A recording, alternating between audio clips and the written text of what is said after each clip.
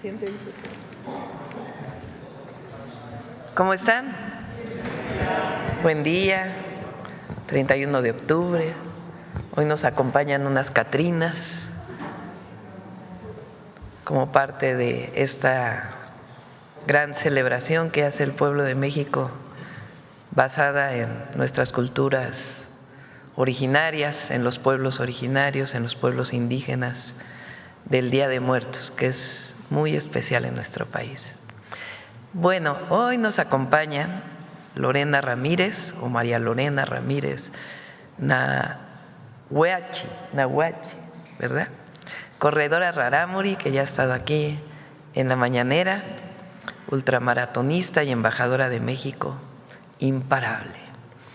Hoy nos van a presentar la carrera que se va a hacer en la Ciudad de México como parte de México Imparable, y está también, todos la conocemos como Estrellita, pero su nombre es Mirna Beatriz de la Cruz Álvarez, atleta y líder también de México Imparable, quien ha impulsado de una manera muy humanista todo este proyecto. Y al cierre de la conferencia, Suave Patria con Bulmar. Entonces le doy la palabra a Estrellita primero, luego a Lorena, si nos quieres platicar. Y después quiero presentarles algo importante que sucedió el día de ayer. Enviamos una exposición a través del INA, la Secretaría de Cultura y la Embajada de México en España, una exposición Mujeres de Maíz a España, de arte indígena, de mujeres indígenas. Les voy a leer el prólogo del libro de esa exposición que envié a España, y después es muy interesante la participación del canciller español en la inauguración de esa exposición, que creo que vale mucho la pena por lo que hemos estado mencionando aquí, de que es indispensable el reconocimiento de España, de lo que significó la llamada conquista en México. Entonces vamos a tocar ese tema también y después pasamos a las preguntas, si les parece. Bueno, adelante, Estrellita.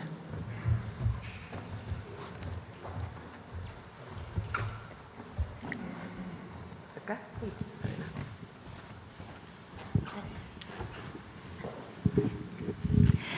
Buenos días. Muchas gracias, Presidenta, por el espacio. Me siento muy contenta de poder estar nuevamente aquí en la mañanera y pues dar ese mensaje de lo que es México Imparable. Hoy vengo a contarles, llena de felicidad, de alegría, del primer capítulo de México Imparable, Raíces de Agua, que se celebró el pasado 14 de septiembre en Palenque, Chiapas. Un país que recorre con historia, identidad y alma, es incontenible, es imparable. Adelante. Conectando el deporte, la cultura y la comunidad, es lo que se vivió México Imparable, Raíces de Agua. Raíces de Agua, como bien se mencionó la vez pasada, lo que es México Imparable, es una plataforma que busca visibilizar a los pueblos originarios, conectando lo que es cultura, deporte y el entorno de las comunidades indígenas. Pues hubo una gran participación de corredores de diferentes pueblos originarios, de los rarámuris, las amazonas de Yaxunán, que son de Mérida, Chiapas, y la comunidad en general que estuvo participando. Bueno, el impacto de Raíces de Agua en Chiapas. Raíces de Agua no solo fue una carrera, fue un movimiento cultural, social, que busca generar beneficios tangibles en las comunidades y en los participantes. Hubo una participación de más de 3,000 corredores, una ocupación del 94%, hotelera, más de 5,000 visitantes en Palenque, 28 estados participantes, 28 estados participantes, 3 países participantes, el fortalecimiento de los pueblos originarios, el apoyo a los artesanos locales, la promoción cultural y turística, la celebración del Año de la Mujer Indígena y la inclusión y educación social. Quiero comentarles que el evento se realizó el 13 y 14 de septiembre. El presidente municipal comentó que era algo histórico de tener un evento de este tipo con más de 3,000 participantes, 5,000 asistentes, y fue todo un colapso la ciudad, pero contentos, todos estaban contentos. Yo recuerdo el domingo, para iniciar la carrera, era un movimiento de los taxis locales, el llevar a los corredores y mucha actividad, y eso es parte de lo que buscamos. Es una derrama económica en el municipio y en las comunidades originarias alrededor, el ver a las personas muy animados y contentos de poder participar, de ver a los pueblos originarios, de ver a nuestra gran embajadora Lorena Ramírez, a toda su comunidad rarámuris, a las demás comunidades de pueblos originarios, es tener esa conexión. El día previo, que fue el sábado 13, hubo la entrega de kit. Como pueden ver, hubo la participación de los artesanos, la toma de fotografías, la presentación de todos los atletas. Y es bonito poder sentir nuestras raíces, nuestra fuerza, lo que son nuestros pueblos originarios en un tema cultural y deportivo, el platicar, el convivir. Hubo algunas presentaciones del juego de la pelota entre rarámuris y los mayas y los otomís. Entonces, qué padre que esto se pueda dar en estos tipos de espacio. Y la participación la participación no solamente fue de corredores con experiencia, sino familias completas que quisieron participar. Los 5 kilómetros lo caminaron, disfrutaron, pasamos por las ruinas, por la selva, y toda la participación de los niños, el motivar. Ven aquí la foto de los niños con la motivación. Y lo más bonito y la satisfacción que nos queda es que las propias comunidades en el tema de Palenque, Chiapas, lo que es Los Naranjos, Venustiano Carranza, los padres de familia, decir: gracias por traer este tipo de evento a nuestras comunidades, a nuestras regiones, impulsar el deporte hacia los niños, los activa para que tengan una mentalidad diferente. Y posteriormente hicimos una carrera hacia los niños, y los niños dicen: estamos ensayando, entrenarnos, y no estamos ensayando para participar. Entonces, pues es muy motivante el esfuerzo que hacemos. Gracias, Presidenta, por impulsarnos, por apoyarnos, por creer en lo que es México Imparable. Gracias al gobierno del estado, gracias al municipio, a los patrocinadores, a todos, a los medios de comunicación, que sin ustedes no podemos llegar a dar ese alcance hacia todos. Y sobre todo también saber que contribuir en este tipo de eventos. Estamos promoviendo el deporte, y algo me decía Lorena el otro día y me dio mucho gusto. Me dice: Estrella, que ahora nos están invitando más a eventos deportivos. Le dije: sí, ahora nos están volteando a ver más. Ya hay más eventos deportivos que están invitando a nuestros compañeros en danza, en presentaciones. No solamente una carrera de la entrega de kit, el comprarte tus souvenirs o algo, sino ver parte de lo que es la historia de nosotros y nuestras raíces. Hubo eventos posteriores a septiembre y han estado invitando, y los chicos están súper emocionados, súper motivados.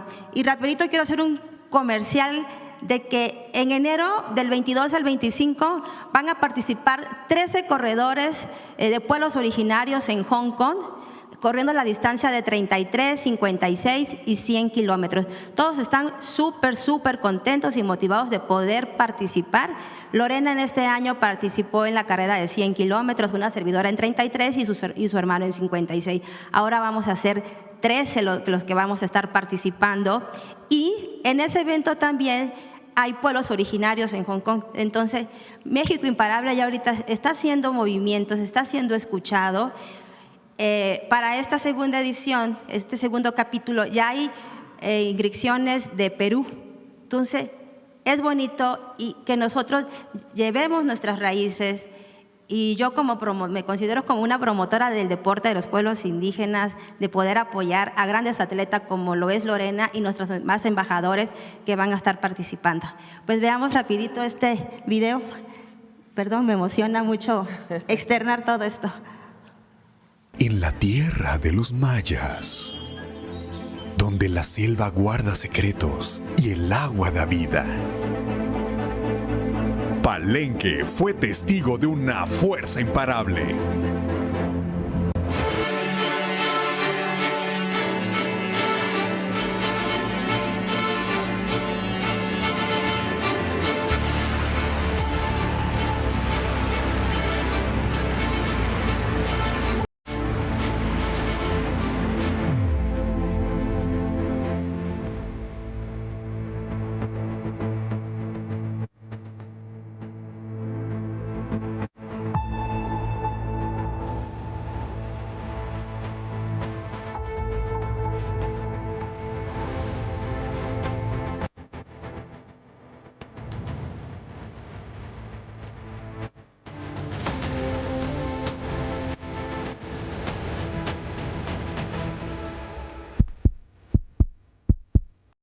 ¡Vamos a México imparable!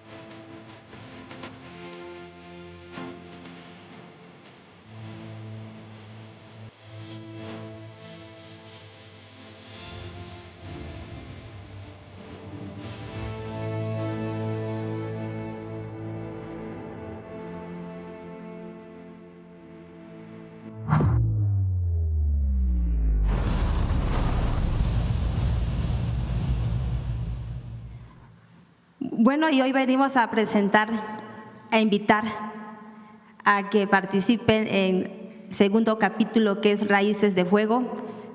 El 7 de diciembre vamos a iniciar, y salida y meta es aquí en el Zócalo. Y la siguiente, por favor. Bueno, la ruta vamos a iniciar aquí en el Zócalo y vamos a pasar por Tlatelolco. No sé muy bien, pero son lugares. Recuerden que México Imparable es pasar por lugares con historia de México. Va a estar muy bonito. Los invitamos a todos que participen en este gran evento que se celebra el 7 de diciembre, Raíces de Fuego, con una participación de 10,000 corredores. Pues ahí están, en Avenida Hidalgo, Paseo de la Reforma, Plaza de las Tres Culturas, Ribera de San Cosme, Calzada de México, Tacuba, el Plaza del Árbol de la Noche Victoriosa y la Glorieta de las Mujeres que Luchan. Hemos estado en reuniones con el Instituto Nacional de Pueblos Indígenas. Van a venir alrededor de 6 estados con los pueblos originarios, en temas de artesanía, corredores, danzas. Va a ser un bonito evento donde pues invitamos a todos que participen y que disfruten de lo que es México Imparable, Raíces de Fuego. Adelante. Bueno, esta es la playera, nuestra medalla. Bueno, ahorita le enseñamos ya que se levanta. Ahorita la presenta Lorena y pues el video de la invitación.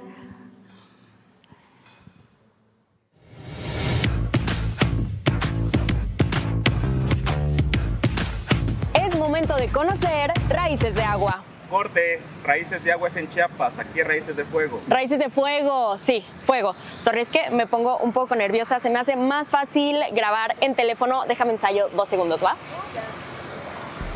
Vivimos en una ciudad construida sobre el poder de los volcanes, los templos, los pueblos.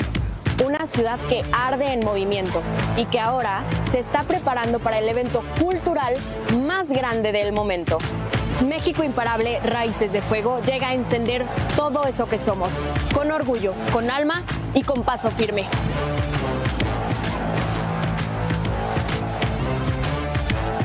Y este 7 de diciembre te espera con los brazos abiertos para una carrera como ninguna otra. 5, 10 o 21 kilómetros. Elige la distancia que quieras, pero sobre todo, elige reconectar con lo que eres. Este diciembre no solo vas a correr una ruta, vas a correr con tus raíces. Vas a reconectar con siglos de historia. Y vas a correr con fuego. Te esperamos en la Ciudad de México, te esperamos en Raíces de Fuego. ¿Ves? A esto me refería.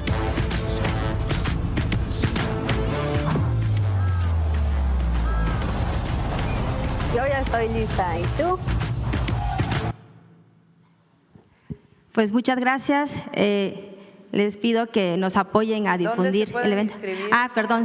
En la página es mexicoimparable.com. Ahí están las inscripciones. Las distancias son de 5, 10 y 21. Pueden participar la familia. O sea, es un evento más que competitivo, es cultural, más de la unión, de participación. Pues gracias, ahí les esperamos. Muchas gracias. Gracias, Trita. Lorena.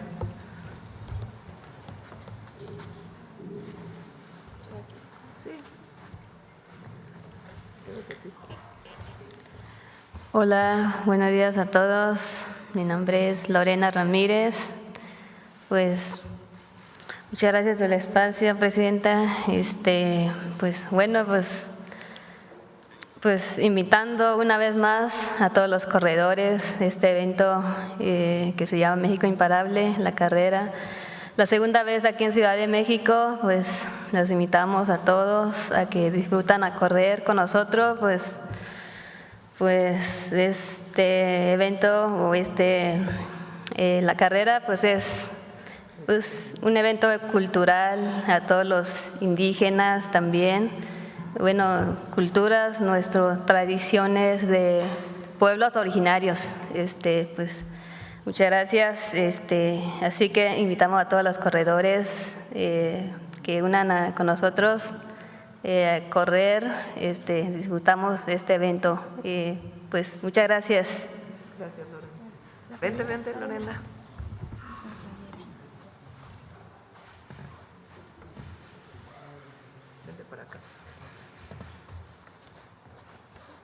Vamos con las Catrinas para que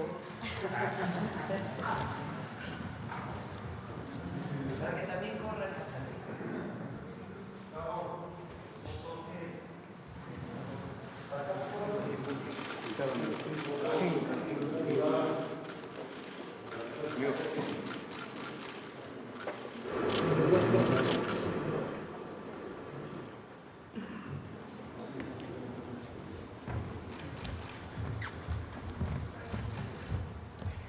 Bueno, este gran esfuerzo de México Imparable, muy pronto les voy a hacer un adelanto, gracias a Estrella y a Lorena, porque como parte del programa de apoyo a las y los jóvenes en México, el próximo año nos van a ayudar a hacer estos centros de alto rendimiento comunitario México Imparable, que van a estar en distintos lugares de la República.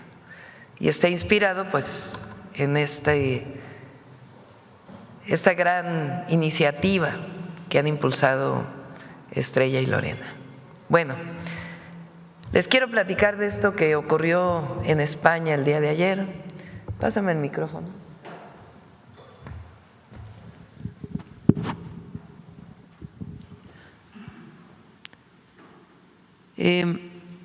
Hace ya varios meses, pues casi un año,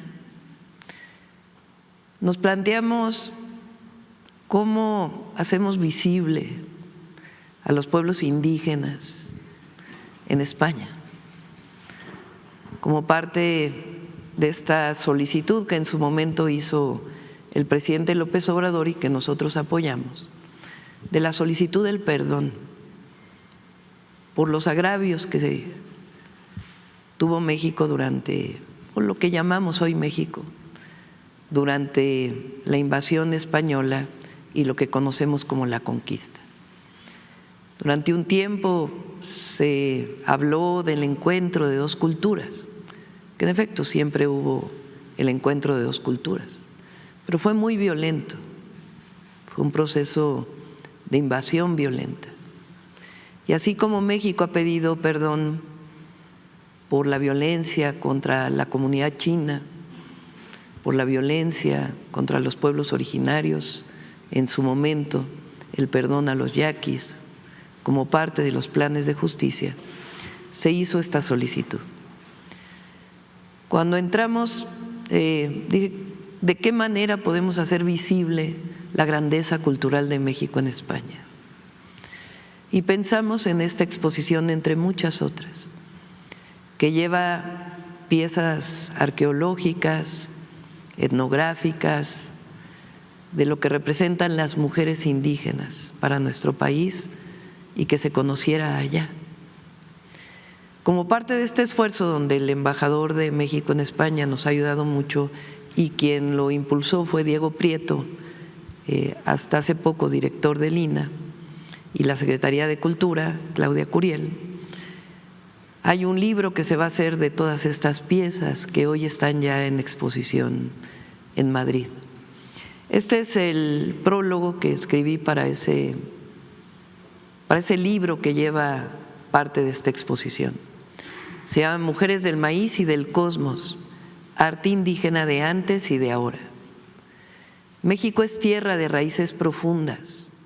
Su grandeza cultural no se explica sin las civilizaciones originarias que florecieron mucho antes de la llegada europea y sin las mujeres que dieron forma a esas culturas, tejedoras de símbolos, sabidurías y realidades. Esta exposición reúne el arte de mujeres indígenas de ayer y de hoy, gobernantas, artesanas, diosas, creadoras, guardianas del maíz, de la palabra, la memoria y la grandeza. Desde hace milenios, estas mujeres han tejido su visión del mundo en lienzos, cerámicas, códices, bordados, cantos y palabras. Hablan 68 lenguas vivas, hijas de cientos de generaciones que entendieron que el cosmos como un todo interconectado. En su arte está el equilibrio entre lo humano y lo divino, la vida y la muerte, la tierra y el agua, lo visible y lo invisible. Pero esta historia también tiene heridas. La conquista no fue un encuentro entre iguales, fue un proceso brutal de violencia, imposición y despojo.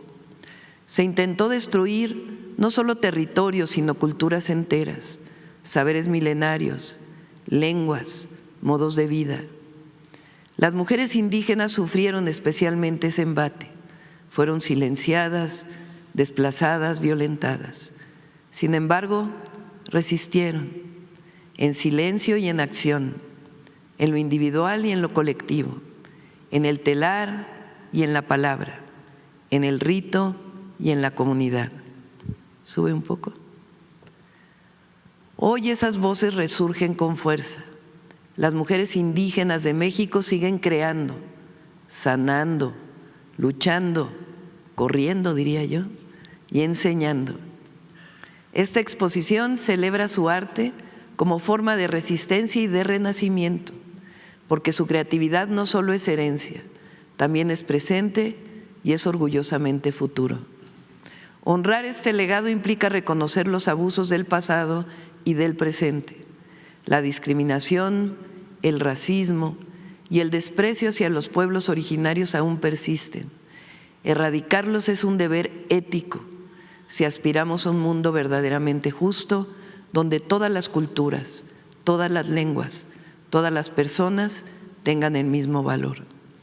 El mundo es un crisol de historias, colores y voces. Nadie está por encima de nadie. Esta exposición es un puente de respeto, diálogo y debe ser también de reconocimiento, que sirva para mirar con otros ojos, escuchar con otros oídos y sentir con el corazón abierto. Esta es la entrada de la exposición en España. Y ahora vamos a escuchar las palabras del canciller español, José Manuel Álvarez, ministro de Exteriores de España. Sí, ¿a qué horas lo dijo? Hace una hora, no fue ayer, hace una hora.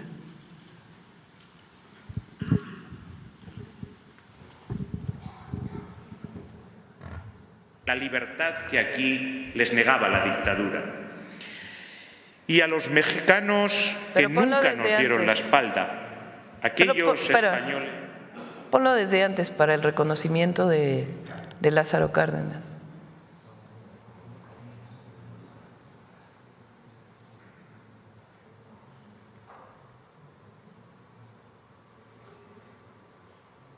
Hace una semana se han concedido 2 galardones muy merecidos de los premios Princesa de Asturias a la fotógrafa mexicana Gabriela Iturbide y al Museo Nacional de Antropología de México. Pero relaciones sobre todo personales y humanas, construidas por los 180.000 españoles residentes en México actualmente y los 40.000 mexicanos que viven en perfecta armonía en nuestro país, por los cientos de estudiantes que cada año eligen nuestros 2 países como destino para una formación que marcará su futuro y el de nuestras sociedades. Lazos, en definitiva, profundamente humanos, que se convirtieron en puentes cuando más necesidad hubo de ellos. España nunca olvidará y nunca dejaremos de agradecer la acogida del pueblo mexicano y del gobierno de Lázaro Cárdenas a los exiliados españoles que encontraron en aquella otra orilla del océano que nos une la libertad que aquí les negaba la dictadura. Y a los mexicanos que nunca nos dieron la espalda, aquellos españoles libres, como los españoles libres de hoy en día, damos las gracias. Esos españoles enriquecieron con su arte, con su cultura y con su ciencia nuestro patrimonio compartido. Cultura, lengua, arte, ciencia, vínculos económicos, sociales, personales, familiares, todo eso de grande y positivo hay y ha habido en nuestras relaciones, en nuestra historia. Una historia muy humana y, como toda historia humana, de claroscuros. Y también ha habido dolor. Dolor e injusticia hacia los pueblos originarios a los que se dedica esta exposición. Hubo injusticia. Justo es reconocerlo hoy y justo es lamentarlo, porque esa es también parte de nuestra historia compartida y no podemos ni negarla ni olvidarla. Una historia que nuestros pueblos han ido tejiendo y a la que hoy, con esta exposición dedicada a la mujer indígena, rendimos homenaje en este 2025, en el que se conmemora a esa mitad del mundo, tal y como reza el título de esta exposición. Lo que vamos a encontrar en las distintas sedes de esta exposición, que les invito a recorrer, es la primera vez que una autoridad del gobierno español habla de lamentar la injusticia. Es importante, es desde mi punto de vista un primer paso y habla de la importancia de lo que siempre hemos dicho. El perdón engrandece a los gobiernos y a los pueblos. No es humillante, al contrario. Reconocer la historia, reconocer los agravios, pedir perdón o lamentar y recuperarlo como parte de la historia, engrandece a los gobiernos y a los pueblos. Así que enhorabuena por este primer paso del canciller del gobierno español en el reconocimiento, particularmente en este año, de la mujer indígena. Vamos con las preguntas sobre el tema. A ver aquí.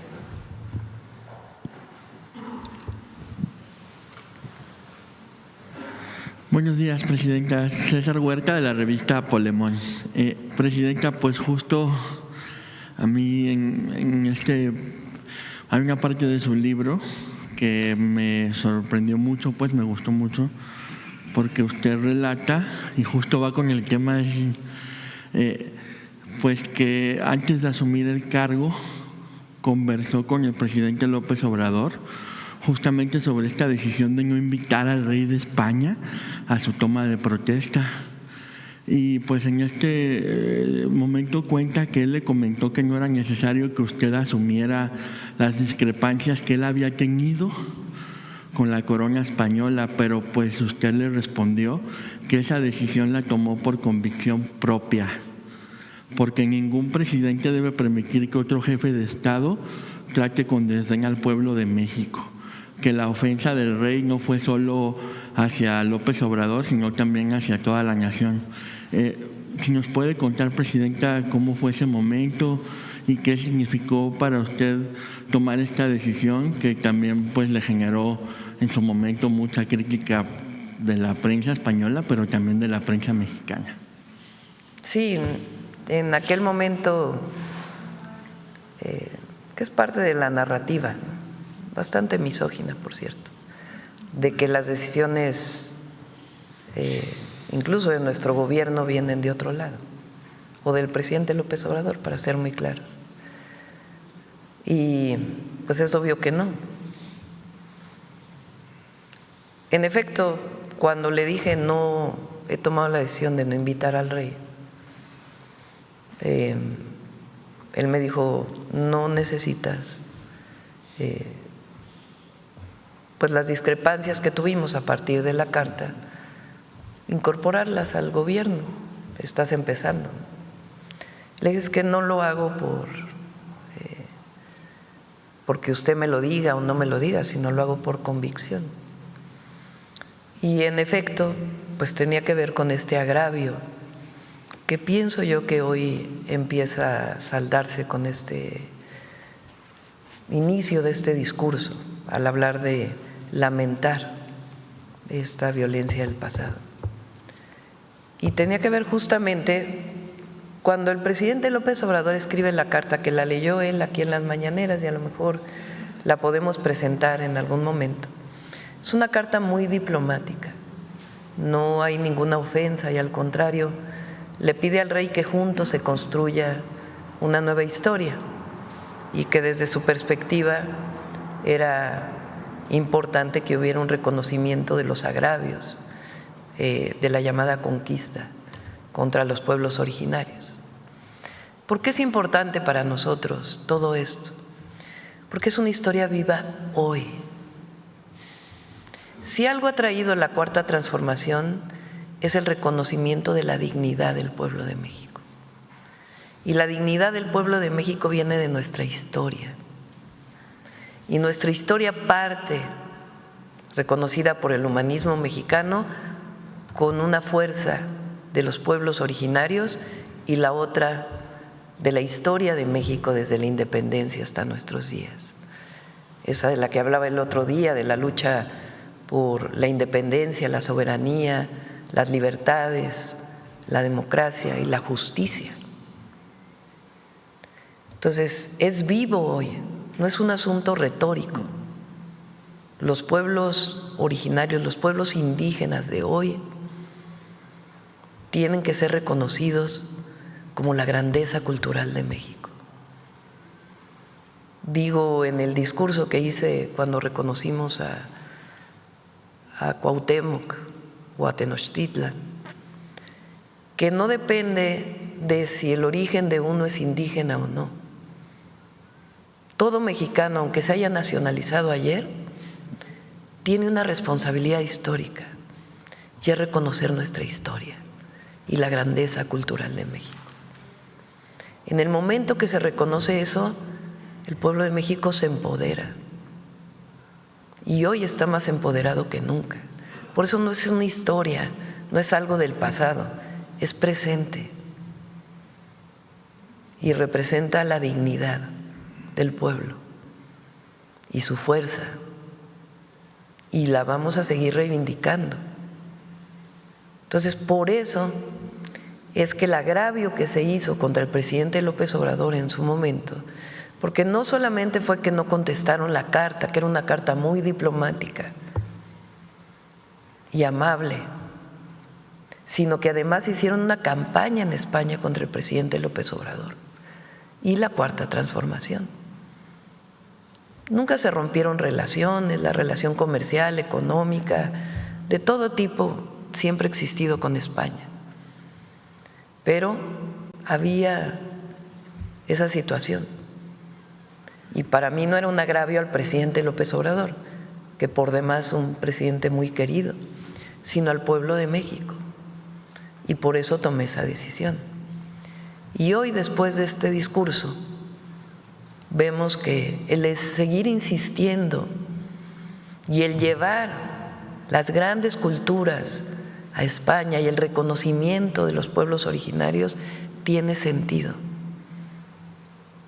Entonces, celebro que haya un inicio de este reconocimiento. Y, Presidenta, cambiando un poco el tema, pues en Chile hoy se vive una crisis eléctrica profunda. Las empresas privadas que desde la dictadura de Pinochet controlan toda la generación, transmisión y distribución de la energía, pues cobraron tarifas infladas durante años a millones de usuarios. El gobierno chileno calcula que las compañías facturaron más de $300 millones de forma indebida, mientras cortes masivos dejan sin luz a ciudades enteras. Ese modelo privatizador es idéntico pues al que quisieron imponer los gobiernos neoliberales aquí en México y convirtieron un derecho básico en un negocio sin control. Y pues en México, en cambio, tenemos una CFE fuerte, pública y nacionalista que garantiza tarifas accesibles, soberanía energética y estabilidad en el suministro. Presidenta, ¿qué le diría a quienes en su momento apostaron por entregar la electricidad al mercado y hoy usan como ejemplo pues países como Chile o España, donde la gente tiene que lavar la ropa de madrugada para pagar menos de luz? Los sistemas totalmente privatizados con mercado eléctrico, porque incluso hay, por ejemplo, en Estados Unidos hay empresas privadas que suministran a una región completa y empresas públicas también, en California en particular, en algunas regiones de California. El llevar todo al mercado eléctrico, supuestamente en su época, primero que intentó privatizar la electricidad en México fue Zedillo, por cierto, en 1999. Fueron las movilizaciones populares las que lo impidieron, particularmente el Sindicato Mexicano de Electricistas, que por eso también después el cierre de Luz y Fuerza y esta acción contra el sindicato, porque siempre se manifestó este sindicato en contra de la privatización. Estos modelos de mercado eléctrico, pues lo que intentaban era bajar las tarifas, ese era el discurso. Fue en la época de Reagan, de Thatcher, que empezaron todos estos procesos de privatización. Cuando yo estudié maestría y doctorado en ingeniería en energía, ya hace un buen rato. Me entré a la maestría, si mal no me acuerdo, en el 88, 89. Y entonces nos enseñaban, el ingeniero Viqueira, un gran ingeniero de la Facultad de Ingeniería, muy nacionalista, republicano español, que llegó a México, defendía, o más bien nos enseñaba, que la electricidad era un monopolio natural, la generación eléctrica y la distribución, porque era muy caro poner 2, 3, 4, 5 líneas de transmisión, porque la electricidad se genera y se transmite. Y así se concebió durante muchos años. La electricidad es un monopolio natural.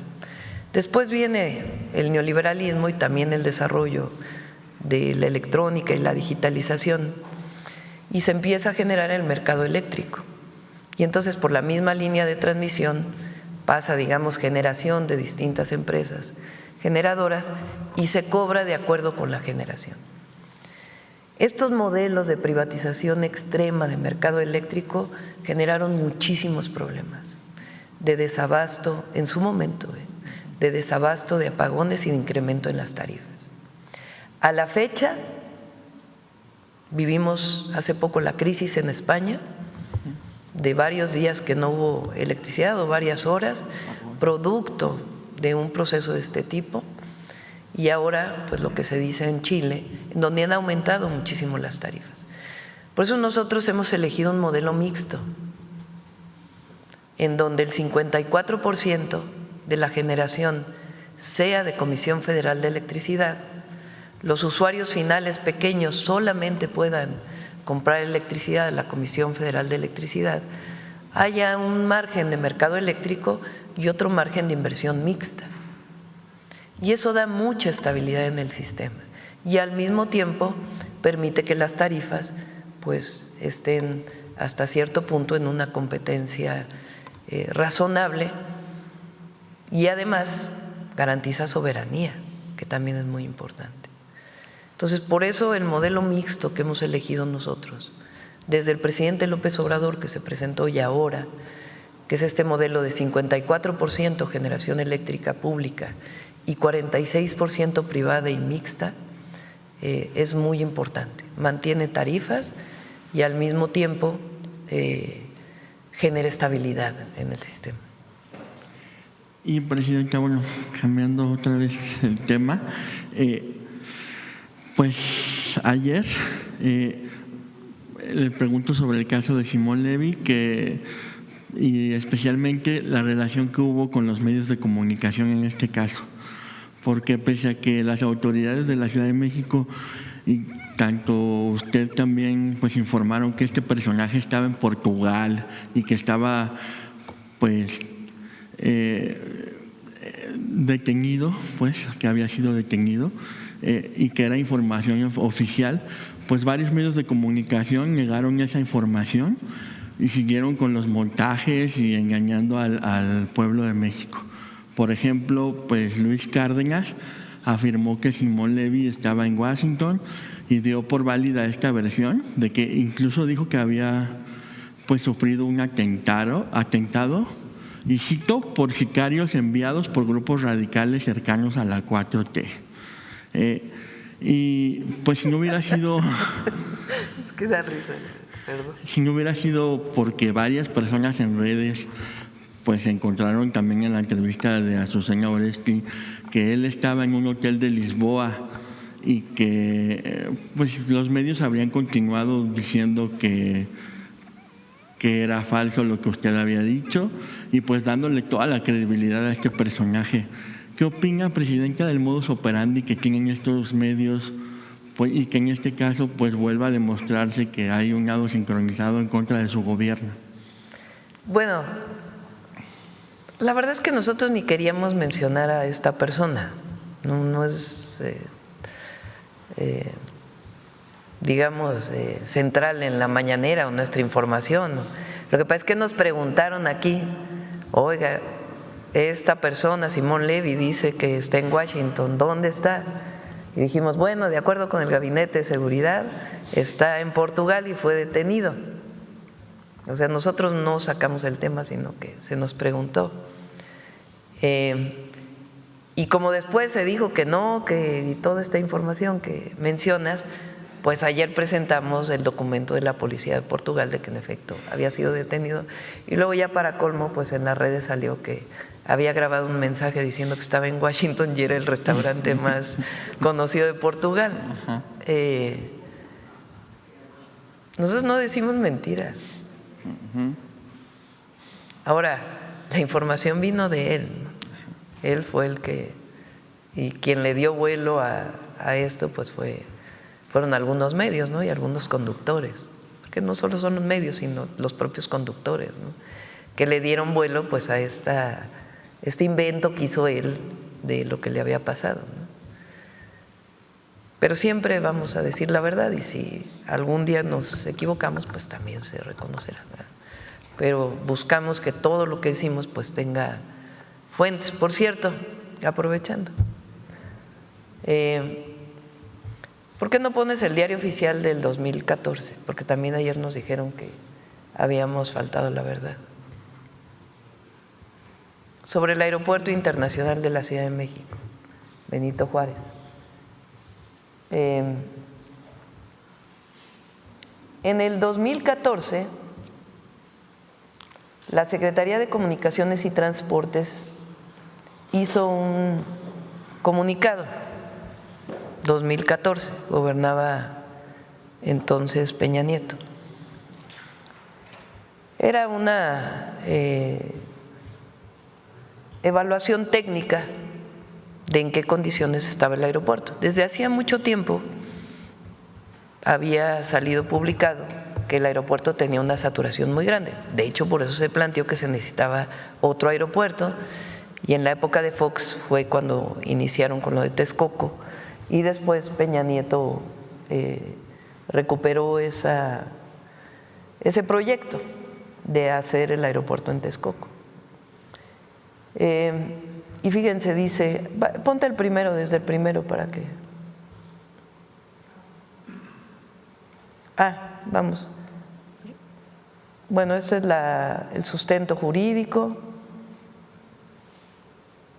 Dice, considerando primero que el suscrito es competente para conocer y resolver el expediente anteriormente indicado, con fundamento en todo lo que viene ahí, en todas las leyes, reglamentos, etcétera. Adelante.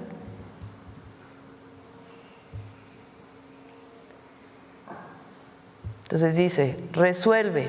Segundo, que se analizaron todos los informes y estadísticas exhibidas por el órgano administrativo desconcentrado denominado Servicios a la Navegación en el Espacio Aéreo Mexicano.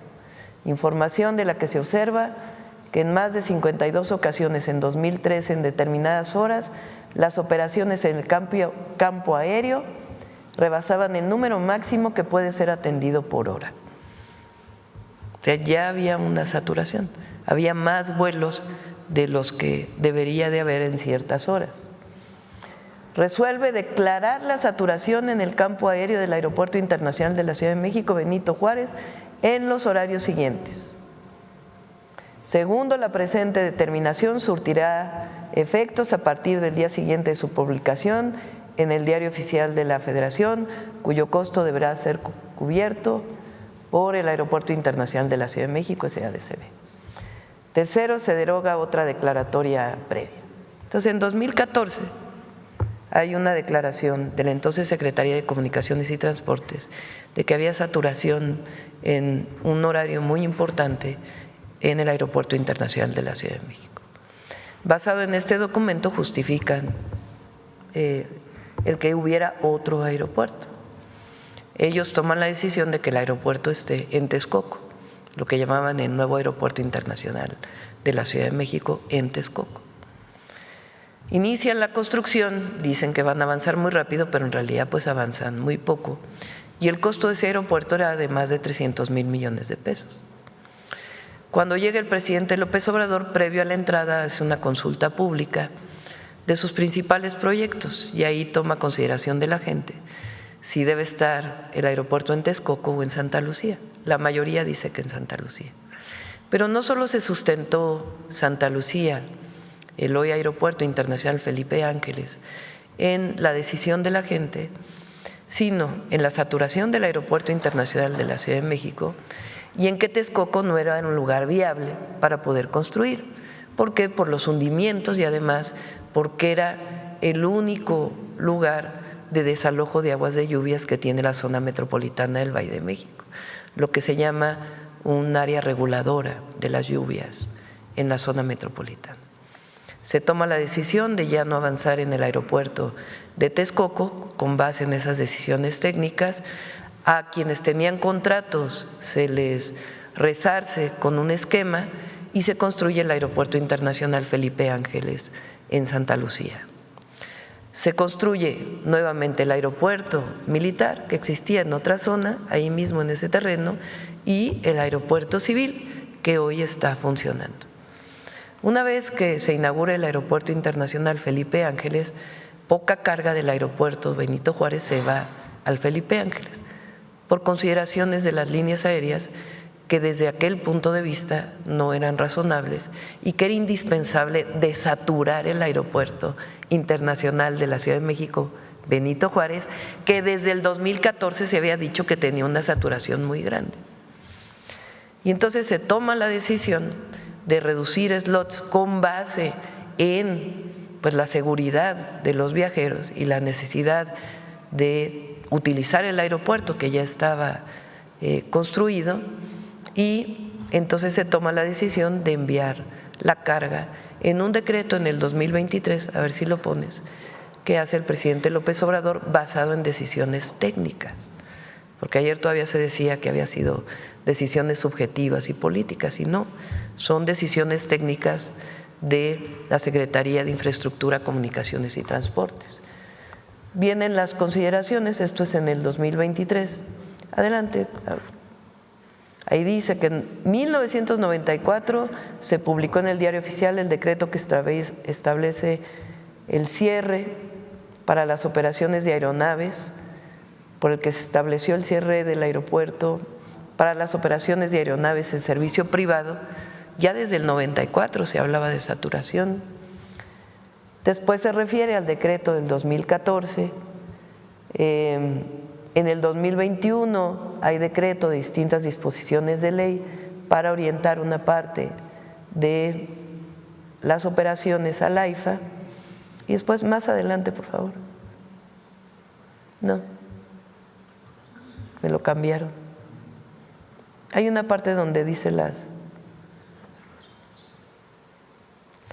Queda claro que el Aeropuerto Internacional de la Ciudad de México, para las operaciones de los concesionarios y permisionarios que proporcionan al Servicio Público de Transporte Aéreo Nacional e Internacional, no regular exclusivo de carga, quedan exceptuados, pero hay una parte donde habla de la competencia.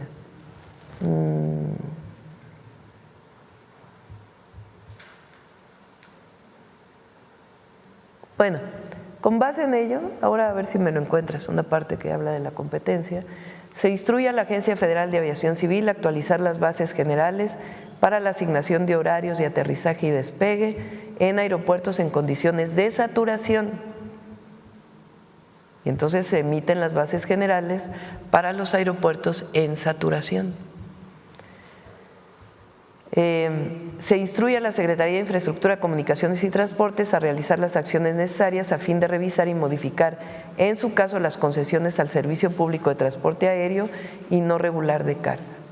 Se instruye a la agencia revisar y modificar, en su caso, los permisos de servicio público al transporte aéreo internacional regular y no regular de carga, y en su caso, autorizar las rutas relacionadas al artículo único del presente decreto. Con base, entonces, en las disposiciones desde 1994, después del 2014, se hace la orientación para que el transporte de carga se vaya al Aeropuerto Internacional Felipe Ángeles. Ayer dije yo que por medidas de protección civil se hizo, y es en efecto, lo que muestro ahora es justamente que desde antes del presidente López Obrador, el Benito Juárez ya se había decretado una saturación enorme. Y al no orientarse, una vez terminado el AIFA, muchos de los vuelos al AIFA, se toma la decisión de llevar el transporte de carga a el AIFA. Las aerolíneas que se dedican al transporte de carga, el transporte de carga dedicado, es decir, solo el transporte de carga. Las aerolíneas que se dedican a esto y empresas, hay muchas empresas que tienen carga, Federal Express, DHL, que no es estadounidense, y muchísimas otras, Estafeta, mexicanas, en fin, varias que se dedican exclusivamente al transporte de carga, y otras. Todas deciden irse al AIFA y construir ahí sus áreas que hoy tienen y que están funcionando adecuadamente. Entonces, por eso decimos que el anular el decreto del 2023 llevaría problemas nuevamente de seguridad al Aeropuerto Internacional de la Ciudad de México. Y creemos que con el gobierno de los Estados Unidos vamos a llegar a un reconocimiento de esta situación y a un acuerdo. Hoy tenemos reunión con las 3 aerolíneas, como les comenté, mexicanas, las principales, a la 1 de la tarde, creo, o a las 12, y ya hay una ruta de trabajo con el Departamento de Estado de los Estados Unidos y el Departamento de Transporte. Pero todo esto me refería porque ayer se dijo que yo faltaba la verdad al decir que era una razón técnica y no política. ¿Y, Presidenta, cree que hay algún interés oscuro, algún tipo de sabotaje para que sucedan este tipo de… Bueno, nosotros no quisiéramos pensar eso, ¿verdad? Porque no entendemos la decisión del Departamento de Transporte de Estados Unidos, pero como siempre vamos a buscar el diálogo para resolverlo y no poner en riesgo ni a los usuarios ni a la operación del propio aeropuerto de la Ciudad de México. Sí, porque me acuerdo que decían que ni siquiera podían operar ambos aeropuertos al mismo tiempo, ¿no?, con esta campaña. Y ya por último, Presidenta, preguntarle, la revista británica Monoclo destacó su estilo y vestimenta. Ay, no, esas son muchas frivolidades, ¿no? Especialmente por los bordados indígenas que ha incorporado como un sello distintivo en actos oficiales, calificándolo como una forma de combinar elegancia. Lo vi ayer. Ajá. Más allá de este reconocimiento, Presidenta, ¿considera que portar como Presidenta de México los textiles y bordados de los pueblos originarios es una manera también de visibilizar la grandeza cultural de México? Pues sí, obviamente. Muchas gracias. México. Vamos a ver la compañera y luego vamos para acá. Buenos días, Yujel Carolina de Código Libre. Presidenta, en el tema de las aerolíneas, el ex jefe de la negociación del tratado comercial señaló que la cancelación de rutas de aerolínea es una forma de presionar a México en diferentes frentes, además del tema comercial. ¿Cómo ve usted esta lectura? ¿Es una tensión que se está dando y cómo va esto de las rutas que puede afectar a miras del Mundial y qué estrategia se va a manejar?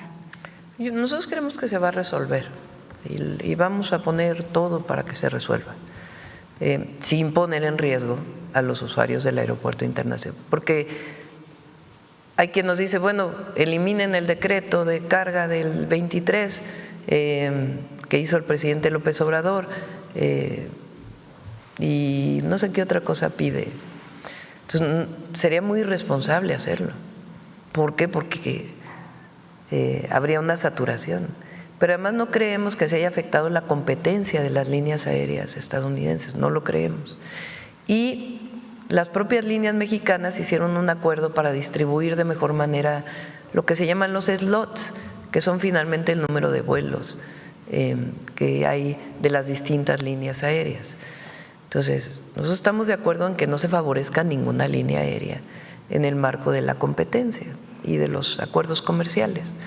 Pero lo que no estamos de acuerdo es que se ponga en riesgo a los usuarios y que además inversiones que ya hicieron las propias líneas que se dedican a la carga en el AIFA, pues tenga un retroceso, ¿no? Entonces hay que explicarlo bien y esperamos pues que no tenga un fondo ni político ni de apoyo a alguna otra empresa estadounidense el marco de lo que se está definiendo para México y confiamos en que vamos a llegar a un acuerdo.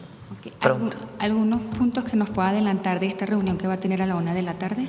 Pues vamos a escuchar a las principales aerolíneas de pasajeros, que son las principales afectadas.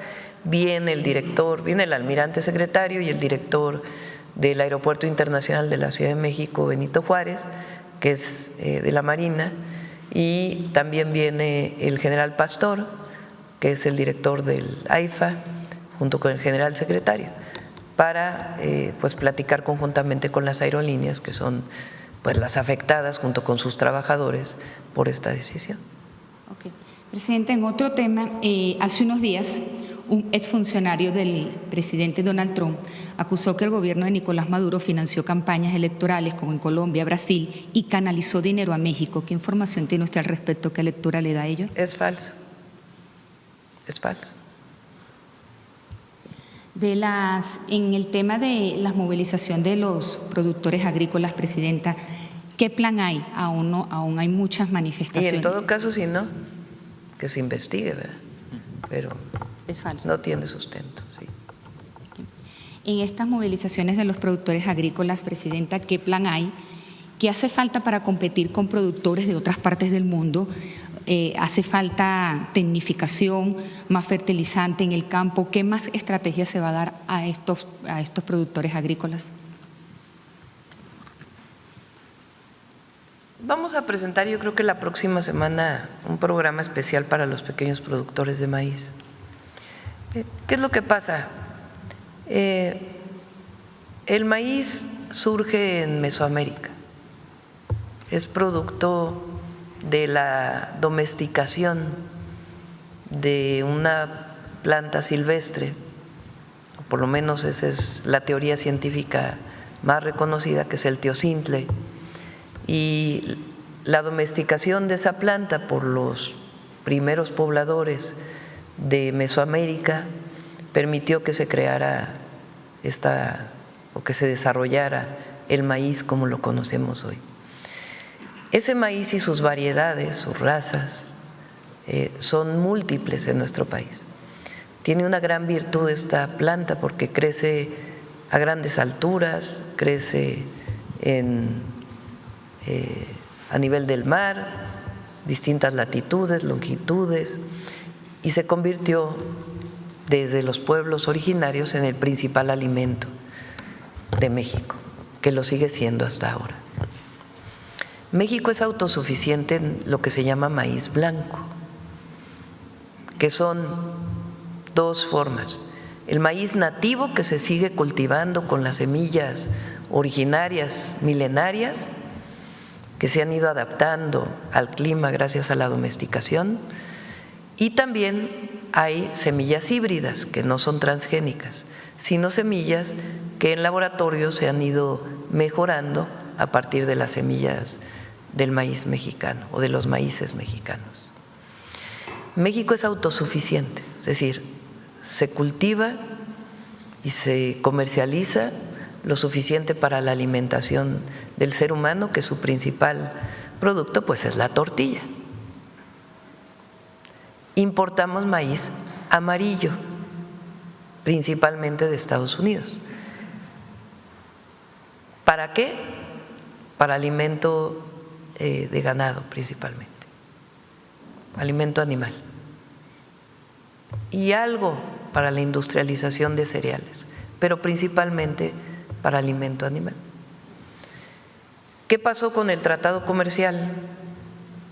En vez de que se fije el precio del maíz a partir de los costos de producción y la oferta y la demanda solo en México del maíz blanco, bueno, y hay que decir, prácticamente ningún otro país en el mundo consume maíz blanco.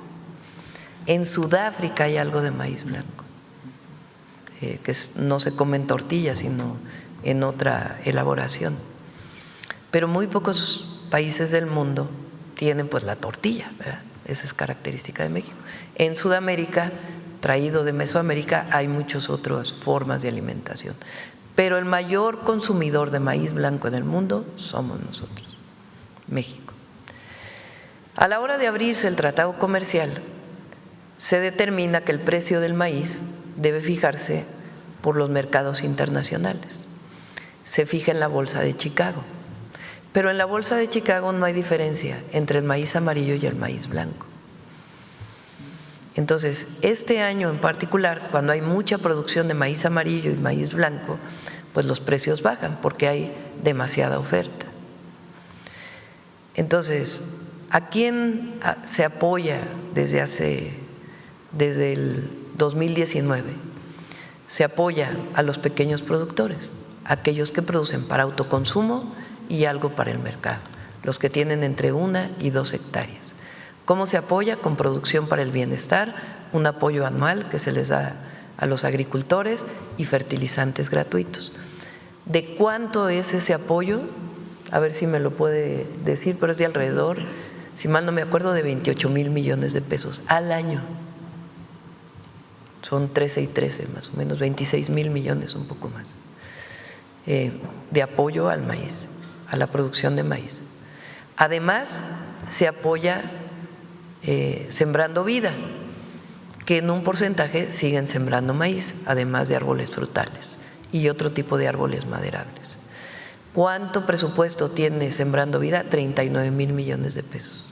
Entonces, fíjense, al campo para reforestación y para producción de maíz son casi 76,000 millones. Fíjense el tamaño del subsidio que se está dando, del apoyo directo al pequeño productor, el campesino o la campesina. Ahora, hay un grupo de productores que son los productores medianos que tienen hasta 20 hectáreas, que son menos productores. Los pequeños productores son como 2 millones, 1.8, 2 millones. El productor mediano, el que llega hasta 20 hectáreas, digamos de 2 a 20 hectáreas, que en su mayoría siembran maíz híbrido y que están principalmente en el Bajío, en Sinaloa y en algunas partes del norte, aunque hay también algunos tierras que se siembran en el sur-sureste, pero principalmente en el Bajío, en el Pacífico, en Sinaloa principalmente y en algunos otros lugares, pero es Michoacán, algo del Estado de México, Puebla también. Son alrededor, decíamos, como de 500,000 productores. Ese sector, nosotros diseñamos un programa que se llama Cosechando Soberanía para principalmente ese grupo. ¿En qué consiste? En créditos a baja tasa de interés con seguros para el precio. Son 8.5% de tasa de interés. Sin embargo, con el precio tan bajo que está ahorita en el mercado, que es de menos de 4,000 pesos y puesto en México de 4,200 pesos, pues los productores no les sale el precio. Entonces, ¿qué planteamos? Bueno, vamos a llamar a las principales compradoras de maíz híbrido. ¿Quiénes son? Los grandes monopolios compradores de harina de maíz, que por cierto 2 de ellos fue producto de la privatización, Minsa y Maseca. Y Cargill, que también es parte de los compradores de maíz para producir harina de maíz, que compramos también en el mercado, y que se utiliza mucha de esa harina de maíz para las tortillas que se venden en los centros comerciales. Walmart, Comercial Mexicana, etcétera, etcétera, ya venden tortilla y es principalmente no de maíz nixtamalizado, como lo conocemos en las tortillerías, sino de harina de maíz que viene de estas empresas. Entonces, estas empresas que podrían haber comprado a 4,200 pesos la tonelada de maíz, el secretario de Agricultura los llamó y les dijo, a ver, tienen que hacer un esfuerzo adicional para comprar maíz con sus propios recursos a mejor precio. Entonces hicieron un esfuerzo adicional y además nosotros convocamos a Guanajuato, a Michoacán y a ¿quién más es? Jalisco, para que los gobiernos de los estados dieran un apoyo y nosotros dar otro apoyo para que el maíz se compre por encima de los 6,000 pesos. Poco más de 6,000 pesos. Entonces, si se fijan, es un esfuerzo extraordinario, de 4,200 a 6,000. Entonces, hay agricultores que no están de acuerdo. Ahora, muchos de los que tienen tomadas las carreteras, lo digo con conocimiento, tienen intereses políticos y no legítimos. Por eso yo ayer dije que mientras haya intereses legítimos se les va a recibir, a todos se les recibe y se dialoga, pero hay algunos que tienen intereses políticos en todo esto. Y solamente hay que ver muchos de sus dirigentes a qué partidos pertenecen.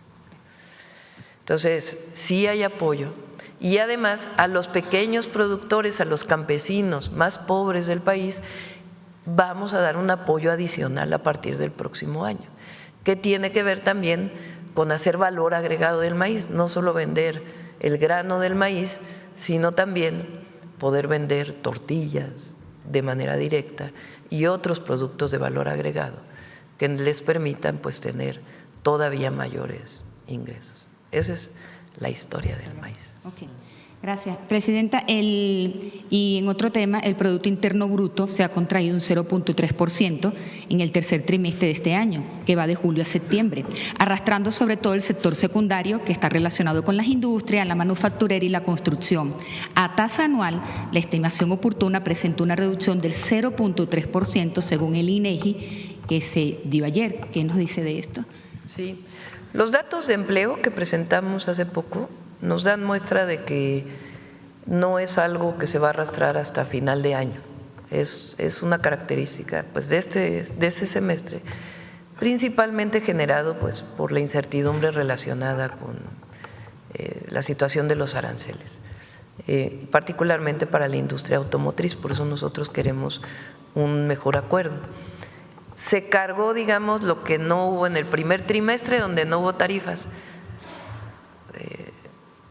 El presidente Trump llegó en enero y las tarifas de vehículos se manifestaron hasta el segundo semestre. Había mucho inventario en las empresas y no se notó ni en el primero ni en el segundo. Hubo pues este impacto en el tercero. Pero hemos estado hablando personalmente, no solamente con los administradores de las empresas automotrices en México, los llamados CEOs mexicanos y no globales.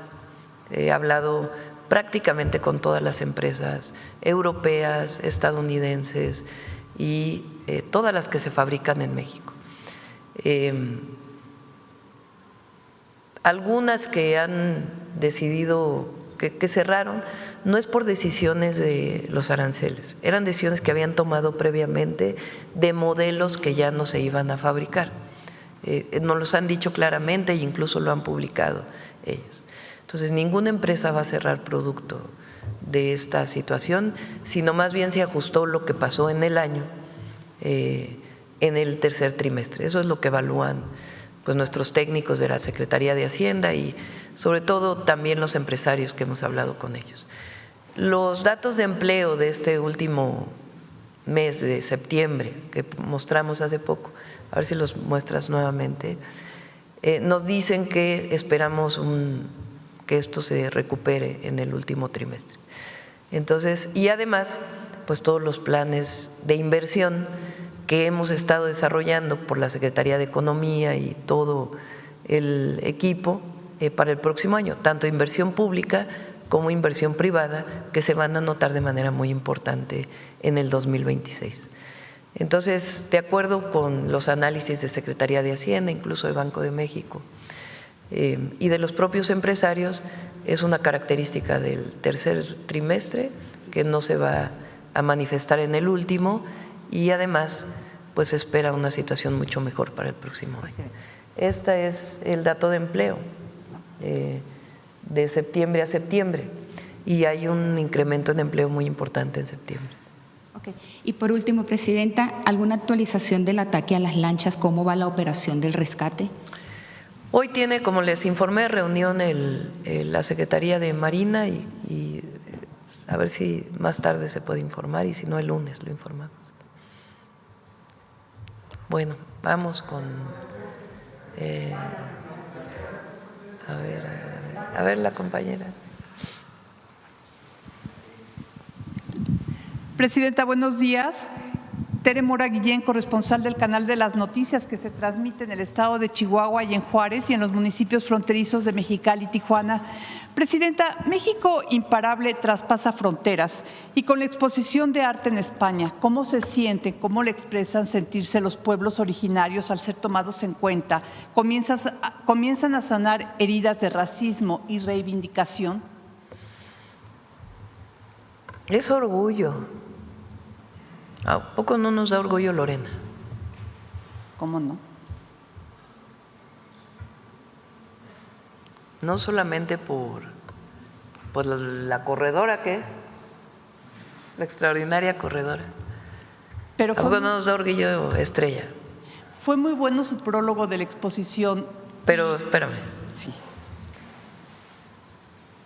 Lorena vive mucha discriminación, ¿verdad? Me lo ha platicado ella, por eso lo sé. ¿Por qué solamente cuando se habla de correr y en la vida cotidiana no hay ese orgullo y esa reivindicación de Lorena y de todas las mujeres indígenas? Porque todavía hay resabios del pasado colonial, No, ni siquiera hablamos del neoliberalismo recién, del pasado colonial y de las castas de la colonia. Y eso en México queremos que se erradique, que se acabe, que nunca más una mujer indígena viva discriminación, nunca, sino todo lo contrario, orgullo. Por eso son las mujeres indígenas de las grandes civilizaciones que formaron lo que hoy conocemos como México y nuestra grandeza cultural, sino las indígenas y los indígenas de hoy. Entonces, el haber enviado la exposición a España, pues tiene ese sentido. Las y los mexicanos nos sentimos orgullosos de nuestro pasado indígena y de los indígenas de hoy. Y eso debe permanecer en el corazón de cada mexicano y mexicana. No importa si naciste en otro país, te nacionalizaste mexicano, tienes una responsabilidad, el orgullo de nuestra grandeza cultural. Eso es lo que nosotros pensamos. Entonces, el que hoy el canciller español diga, lamentamos que haya habido injusticias, bueno, ya es un avance, porque ¿qué decían antes? Vinimos a civilizarlos. Bueno, eso hasta nos lo enseñaron nosotros en la escuela, sí, había libros de texto. Las culturas de aquí pues eran atrasadas en muchos sentidos. En cambio vino la modernidad de Occidente, ¿no? No solamente los grandes adelantos científicos, astronómicos, una cultura distinta, completamente distinta, un reconocimiento de la muerte de una forma completamente distinta, y la obligatoriedad de convertirse a una sola religión y el hacerlo de manera violenta y el considerar a quien vivía aquí en su territorio como algo menos. Eso es indispensable que se reconozca y por eso es importante lo que pasó hoy. Claro, es un primer paso, como dije. Yo reconozco su prólogo, Presidenta, y creo que sí es un paso para sanar estas heridas de hace tanto tiempo, ¿no? Pero tiene que hacerse también cada uno de nosotros, cada mexicano. Sí, porque tiene que hacer una revisión de… Hay algunos que así lo van a seguir manteniendo, ¿verdad? Hay algunos clasistas, racistas que no van a cambiar, pero ya son minoría. Y hay que erradicar la discriminación en nuestro país. Totalmente. Presidenta… Por eso el 15 de septiembre grité ¡viva la igualdad! ¡Vivan las mujeres indígenas! ¿Y esta exposición tendremos oportunidad de verla en México? Sí, ya que José Alfonso ayudó mucho a todo esto también. Entonces, Lázaro Cárdenas también nos ayudó mucho. Entonces, ya hay que traerla para acá, así como se formó. Presidenta, ¿cuándo iniciarán los proyectos para ampliar la red nacional de energía eléctrica que se instruyeron a la CFE en el sexenio anterior del presidente Andrés Manuel López Obrador? Ya iniciaron este año. A ver si viene CFE para… Las inversiones el próximo año son muy importantes, todas las que vamos a hacer, públicas y privadas también. Y por último, ¿qué acciones sigue realizando su administración dentro del Plan México y con miras a la revisión del TEMEC? Bueno, ahora vamos a esperar a que llegue Marcelo Ebrard de su viaje, que fue muy intenso. Yo, por lo que he hablado con él, ya prácticamente cerramos el tema de las famosas 54 medidas no arancelarias, poniéndonos de acuerdo, nosotros siempre defendiendo el interés de México, obviamente. Claro. Y eso pues ya abre pues el acuerdo global que estamos buscando con Estados Unidos. En seguridad ya lo tenemos, en temas de migración también, aunque nosotros seguimos insistiendo el reconocimiento de los mexicanos en Estados Unidos. Pero en el tema comercial pienso yo que vamos muy avanzados y que muy pronto podemos tener buenas noticias. Presidenta, muchas gracias. Bueno, vamos con dos, a ver acá. Gracias. Gracias, Presidenta. Olga Ojeda Lajud, corresponsal de Diario del Istmo y de Imagen de Veracruz del corporativo Imagen del Golfo. El día de ayer, presidente, usted comentó que en Veracruz, que fue el estado más afectado por las lluvias, tenía planeado después de la emergencia iniciar el desasolve, posibilidad de la construcción de diques para controlar el cauce de los ríos y la reubicación de las familias. Hay muchas dudas, ¿cómo sería ese procedimiento y en qué zonas específicas o en qué ríos han detectado más ese fenómeno, ¿no?, de la gente que está cerca de los ríos? Estamos todavía en la última parte del cierre de la emergencia. Todavía Veracruz tiene 6 localidades a las que no se puede llegar por tierra. Entonces diario le damos seguimiento para que realmente los estados que más afectados fueron Veracruz e Hidalgo. Veracruz en particular, además por las grandes ciudades, o bueno, ciudades medias pero importantes, Poza Rica, Álamo, más pequeñas pero El Higo y Tempoal, o municipios, no solamente las ciudades. Ya la limpieza en Poza Rica y Álamo está al 95-96%. En El Higo también quedan algunas zonas y en Tempoal ya terminó por completo. La limpieza de escuelas también ya avanzó muchísimo y la limpieza que queda son de las comunidades más apartadas, sobre todo en la montaña, tanto en Hidalgo como en Veracruz. Entonces, estamos pues terminando todavía este proceso al que le estamos dando seguimiento. Todavía hay mucha gente trabajando y muchas máquinas que están trabajando. La limpieza de caminos y de las propias localidades. Hay incluso localidades completas, son muy pequeñitas, pero que tienen que reubicarse porque quedan en riesgo. Entonces, terminando la emergencia, bueno, y además ya se dio el primer apoyo de 20,000 pesos a cerca de 94,000 familias y estimamos que son como 103,000 familias del cálculo que hicieron en bienestar y se terminará en la próxima semana ese primer apoyo. El 10 de noviembre inicia el segundo apoyo que va de 20,000 hasta 70,000 pesos con una siguiente aportación de despensas y también el inicio, ya sea de manera económica o en especie, de los enseres para las viviendas.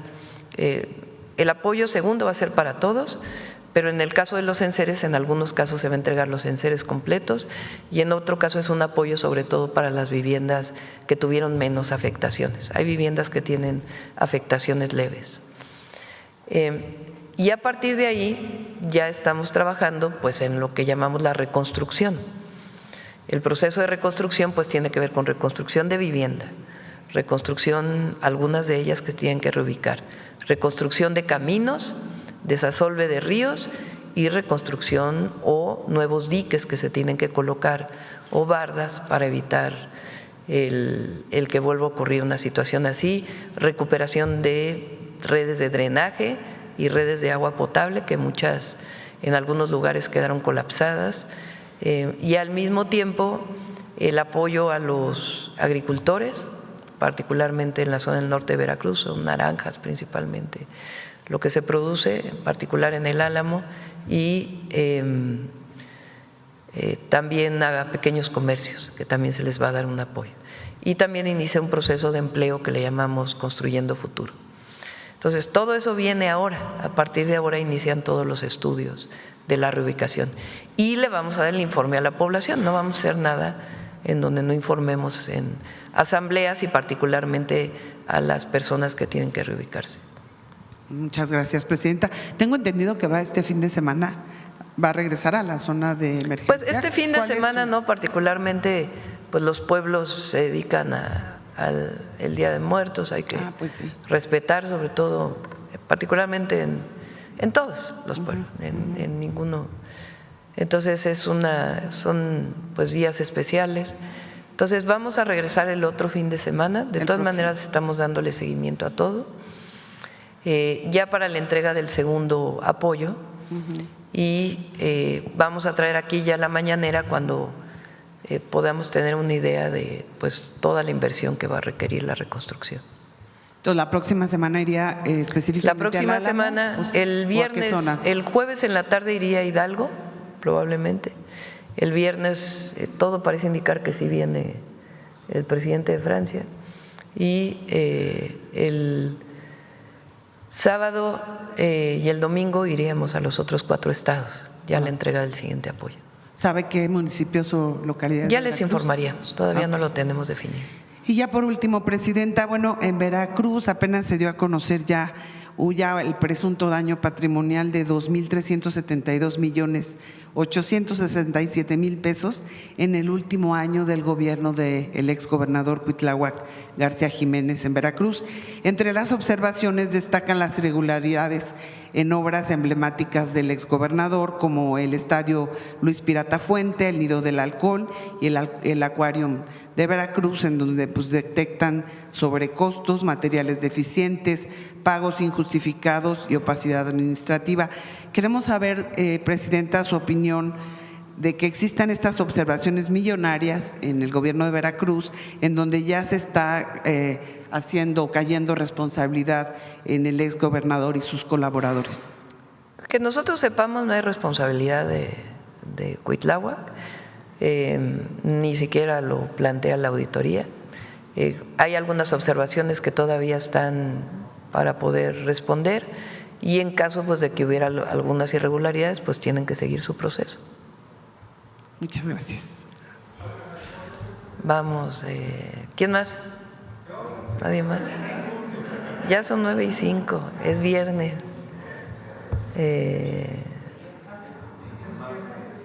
A ver, vamos con el compañero que de este lado es el único que levanta la palabra y luego acá.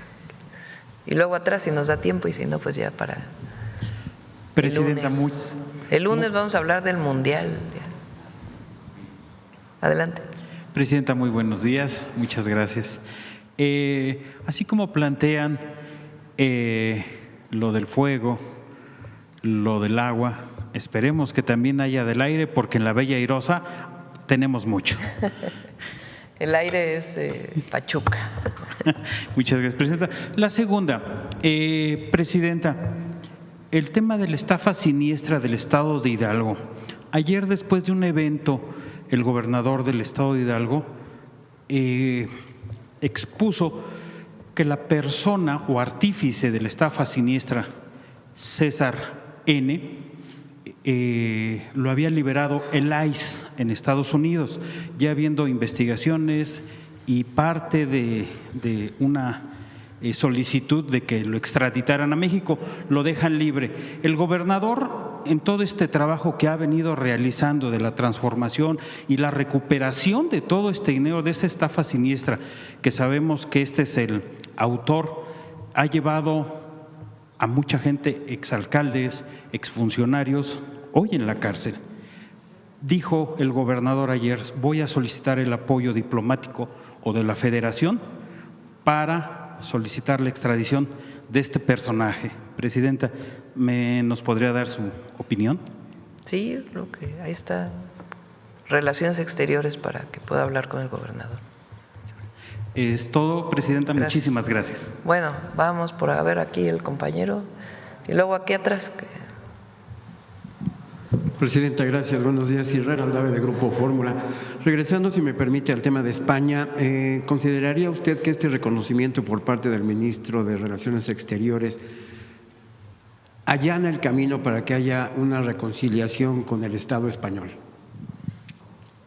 Más que una pues, no tiene que haber reconciliación, ¿no? Nosotros solicitamos, digo nosotros porque yo lo asumí, el perdón. Me parece que el llevar esta exposición y esta primera declaración del canciller es un primer paso, vamos a ponerlo así, y tiene que continuar. Ahora, no están rotas las relaciones con España, ni mucho menos. Hay relación comercial, hay relación cultural. Se va a hacer esta cosa del turismo, ¿no? El próximo año en España, donde México es invitado especial. En fin, esa relación existe. Presidenta, por otra parte, en la reunión del Gabinete de Seguridad de esta mañana se le dio a usted un reporte respecto a este rescate que llevaron a cabo elementos de la Secretaría de Marina de 27 niños que eran transportados en una embarcación de Sinaloa a Baja California. ¿Qué le dijeron? La mayoría de ellos parece de Chiapas. Lo que dicen es que iban a trabajar, pero no son mayores de edad. Y se está haciendo la investigación. Está detenido el adulto que los acompañaba. Y se está haciendo la investigación para ver si es exactamente a dónde iban a ir a trabajar y si hay pues un modelo de explotación infantil que tenga que ser todavía investigado con mayor profundidad, relacionada con trabajo laboral. Justo sobre ese punto, le comentaron algo, Presidenta, si es verdaderamente un caso de explotación infantil o estaban siendo reclutados por el crimen. No tiene nada que ver con el crimen, es laboral, por lo menos, a menos que hubiera algo que se definiera en estos días de la investigación, pero lo que informaron hoy en el gabinete es que es más bien niños adolescentes de Chiapas que van a trabajar al campo, a veces en Baja California Sur y también Baja California Norte. Pero el esquema, el modelo en donde los están, primero pues son niños y segundo son menores de edad y segundo el esquema en el que están contratando, pues hay que darle una investigación para ver si constituye delitos mayores. El dueño del barco no se sabe nada tampoco. Se está investigando, todavía no hay mayores datos. Ok. Presidenta, por otra parte, si me permite, ¿qué está sucediendo en el Hospital Infantil Federico Gómez? Los doctores, 45 de ellos, dijeron que se han reducido las intervenciones quirúrgicas porque no tienen recursos. No tiene que ver con recursos. Ayer hablé con el secretario de Salud, también con Eduardo Clark, que es… el día de hoy iba personalmente Eduardo, sí he hablado con ellos, pero iba a hablar Eduardo con ellos para ver de qué se trata, qué es lo que están planteando. Entiendo yo que más bien en el hospital infantil se hizo una reasignación de turnos, revisiones relacionadas con las intervenciones quirúrgicas. Pero el día de hoy van a ir a hablar con ellos para ver exactamente de qué se trata su solicitud, pero no hay disminución de recursos. Muchas gracias. Sí. Bueno, ¿va a decir el compañero? Gracias. Buenos días, Presidenta de la República, personas que le acompañan, buenos días a todas y todos. Sósimo Camacho, de Luces del Siglo y del noticiero Luces Mañaneras.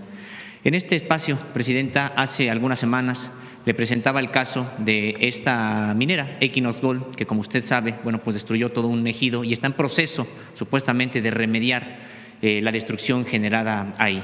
Lo que ha ocurrido más recientemente es que hay ahora el relanzamiento de nuevos trabajos, lo que le ha llamado la nueva Filos en la misma área, y que la propia Procuraduría Federal de Protección al Ambiente ha confirmado lo que ya señalaban los campesinos y que los puse en ese momento, es decir, una destrucción más allá de la prevista, por negligencia y también incluso por una comisión de ocupar más terreno del que le correspondía, por no contar con la infraestructura necesaria para contener estos materiales tan tóxicos, y que generó una destrucción, y luego lo que se consideró prácticamente hasta una burla, el ofrecimiento como reparación del daño para estas familias lo correspondiente o el equivalente a 2 despensas al mes. Están precisamente en este momento el propio diálogo, las negociaciones, pero hay un elemento nuevo que ha generado pues mucho también malestar, en el sentido de que esta empresa, sus directivos, han organizado ahora reuniones con comunidades, representantes de comunidades aledañas e incluso con la propia presidenta municipal de la región para armar protestas, cierre incluso carreteros, en los que pues animan a las comunidades aledañas a que protesten por el cierre de la mina, como si Guerrero, como si México necesitara un conflicto político donde lo que hay es otra vez que se cumpla la ley y que paguen la remediación de este daño. Saber, Presidenta, si usted conocía de este asunto y qué medidas tendría que tomar el gobierno mexicano para que estas transnacionales cumplan con la normativa de este país. Vamos a ver si Semarnat va directamente al lugar para hablar con los agraviados, con los campesinos que están planteando, y la Profepa ya está ahí, pero sí es indispensable que la Semarnat pueda atender el asunto de manera profunda. Gracias, Presidenta. En esto mismo de minería, pues el día de ayer hubo una resolución interesante de la nueva Suprema Corte de Justicia de la Nación que señala que una filial de First Majestic Silver Corp pues está obligada a pagar al erario mexicano 2.800 millones de pesos. ¿Tiene usted pensado en qué se destinará precisamente este recurso que de momento no estaba presupuestado? Bueno, vamos a esperar. Una vez que la Corte determina esto, viene un proceso, no es de un día a otro que se tenga. Hay un proceso establecido en el Código Fiscal. Presidenta, ya en otro tema, ¿se ha usted referido? Y en todo caso, pues habría que ver para las comunidades alrededor de las minas. Presidenta, ya usted se refería también a este asunto del maíz, todo lo que ha estado ocurriendo, incluso pues por la caída de los precios internacionales de este grano, de esta planta, de este cereal. Preguntarle, Presidenta, su opinión sobre la divulgación de una información también que consideramos interesante a cargo del Grupo Consultor de Mercados Agrícolas, quien, basado en datos de la Agencia Nacional de Aduanas, difundió que México cuadruplicó la importación de maíz blanco, es decir, para consumo humano, en lo que va del año, por las pérdidas en las cosechas generadas desde el año pasado. Es decir, que México importó 822,000 toneladas de enero a septiembre proveniente este maíz de Estados Unidos y de Sudáfrica. No, pero no es maíz blanco. Es la información que se dio, y de hecho se señaló que era para consumo humano. Sí, puede ser maíz amarillo, pero consumo humano. Recuerden que hubo prácticamente 5 años de sequía y el año pasado no fue un buen año de producción de granos, particularmente, precisamente por la sequía, porque todavía hay muchas tierras de temporal en nuestro país. Entonces, pero no es blanco. De todas maneras lo revisamos con SADER. Gracias, Presidenta. Y en otra información, Chapingo, una universidad emblemática con mucha historia, por lo que significa no solamente desde el punto de vista académico, sino incluso también para las propias comunidades campesinas y todo el desarrollo que en su momento se dio a partir de los agrónomos y todos los especialistas en la tecnificación del campo y en el campo en términos generales en México. Bueno, pues hoy pasa por una crisis complicada. Usted sabe que hay pues una acusación incluso en contra del actual rector por supuesto abuso sexual. De manera desafortunada, pues no es lo único, sino que hay varios grupos, dentro de ellos Antorcha Campesina, que son quienes controlan gran parte de las estructuras de dirección hoy de esta universidad, y esto se está reflejando ya en el desmantelamiento de los centros regionales universitarios, en específico de la Dirección General de Centros Regionales, y se están truncando programas como por ejemplo en Yucatán y también en el de Zacatecas. Y en riesgo hay incluso 138 hectáreas que se han valorado por la presión inmobiliaria que tienen alrededor de estas hectáreas en 5,000 millones de pesos. Además, bueno, hay otras 1000 hectáreas que son parte de esta universidad en Bacalar y que también pudieran en este proceso de cierre de centros regionales pues estar en riesgo. ¿Sabe usted de esta situación que pasa en Chapingo y cómo ayudar para el rescate de esta universidad? Vamos a pedirle al secretario de Agricultura, porque es la relación que hay con Chapingo de Sader, que pueda hacernos un análisis y lo traemos. Finalmente, Presidenta, usted el fin de semana pasado, bueno, pues tuvo palabras de reconocimiento a una gobernadora, Delfina Gómez, del Estado de México. Por supuesto que no es la única, usted se ha referido de manera destacada a varias gobernadoras y gobernadores que están colaborando en lo que tiene que ver con los 3 niveles de gobierno. Sin embargo, en sus palabras, Presidenta, también señalaba, bueno, pues que a ella no se le había subido la soberbia, que seguía siendo una persona humilde, honesta. Hay quienes, en efecto, en la propia 4T hayan ya estado pecando de soberbia, que se les haya subido la soberbia. ¿Se refiere a alguien? Ya que lo diga el pueblo, ¿no? Que lo diga la gente. Siempre lo he dicho, lo defiendo y busco que mi comportamiento ante la vida y ante el pueblo de México sea humilde. La soberbia y la parafernalia del poder de antes es algo que no va con nuestro movimiento.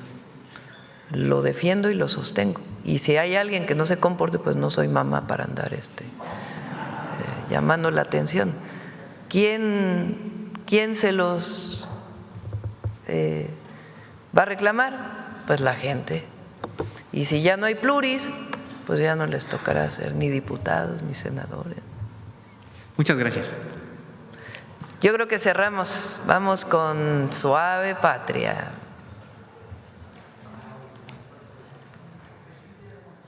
Con su permiso, Presidenta. Bueno, sí soy mamá, pero solo de 2 hijos. Na Eransku, Nana Claudia, el pueblo purépecha y un servidor la saludamos con mucha alegría. Na Eranskuski, desde Palacio Nacional. Como les acabo de mencionar, les acabo de saludar en la lengua purépecha del estado de Michoacán. Cuirabá, Lorena, Mirna, la saludo en Rarámuri. En México no solo nos reunimos para celebrar y compartir la mesa, sino también para reír, cantar y, ¿por qué no?, para recordar a aquellas personas que nos dieron la mano cuando éramos niños, las personas que nos enseñaron a decir Nandi, Tati, Tatita, Nanita, y por supuesto, aquellas que se fueron antes de tiempo, pero que no se han ido de aquí y de nuestra memoria. Recordar siempre en México que la muerte es parte fundamental de la vida. En nuestra tradición, la muerte no es ausencia, sino un símbolo de continuidad y amor para que se materializa en los altares que decoramos con papel picado, incienso y copal. Para entender un poquito más a lo que me refiero, y con el permiso de usted, Presidenta, desde el hermoso estado de Michoacán, les traemos esta bonita cápsula.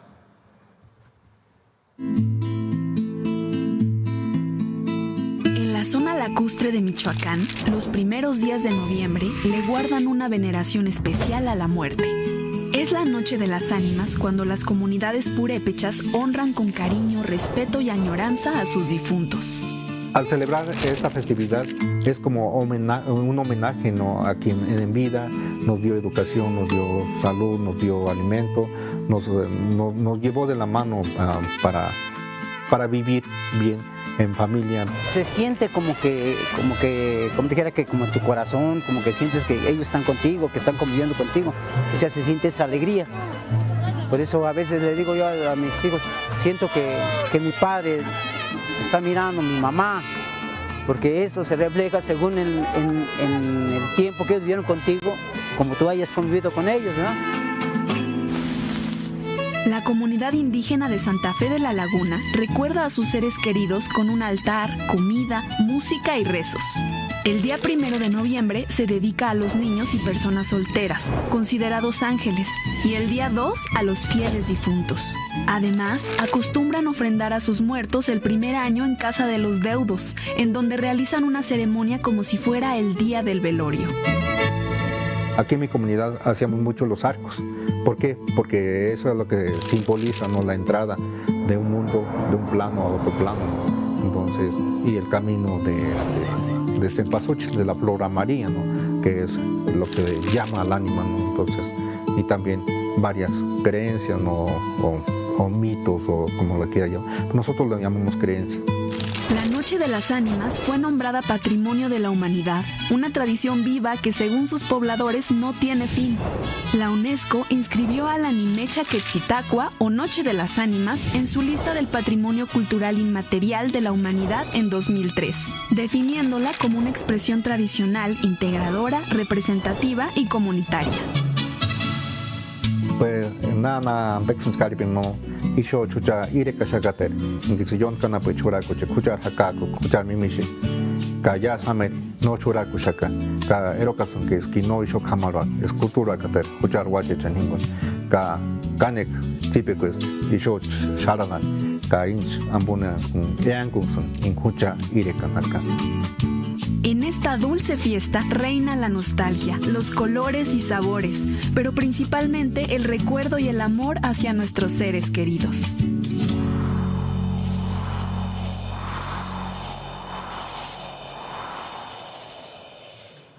¿No se pueden mover las Catrinas para acá? Aquella también, para que nos saquemos una foto. Esta de acá.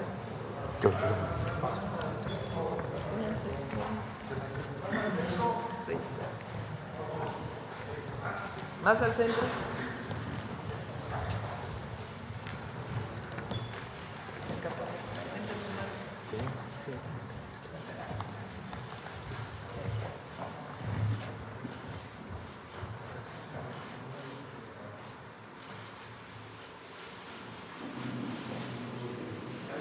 Gracias a todos.